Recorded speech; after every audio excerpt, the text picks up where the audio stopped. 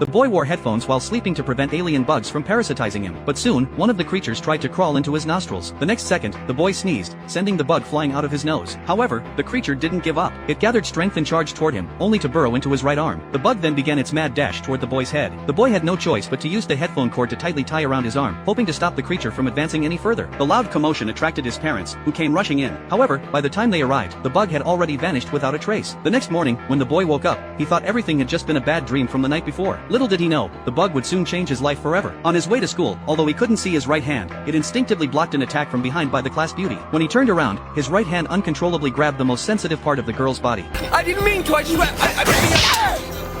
Real nice, Shinichi.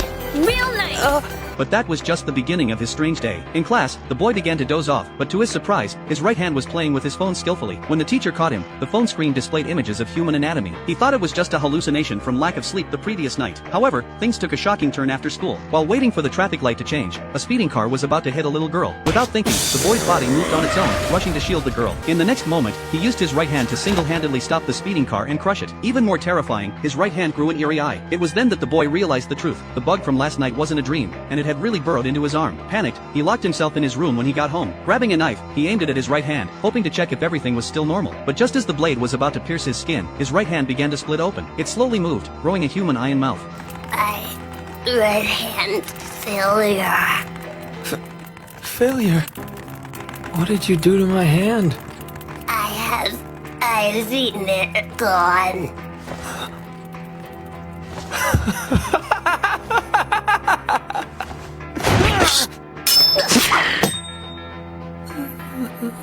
After ensuring its survival, the creature fell asleep. His hand returned to its normal state. Desperate for answers, he scoured the internet, but found no cases similar to his own. Since the parasite took over, his appetite had improved, shocking his mother. Even the bugs he once feared, he now casually picked up and tossed out of the window. In the meantime, the creature in his right hand began reading various books. The boy tried speaking with it, and to his surprise, the creature learned to speak fluently in just one day. Its answers sent chills down his spine. It had originally wanted to take over the boy's brain, but it was too weak to succeed. Now, it had fully merged with his right hand. To survive with the creature, the boy had no choice but to accept the situation. He gave it a name, Mijai. Meanwhile, strange news stories began to surface around the country. There were many more dismemberment cases, and the bodies were horrifyingly mangled. In reality, the world had already been taken over by parasitic creatures.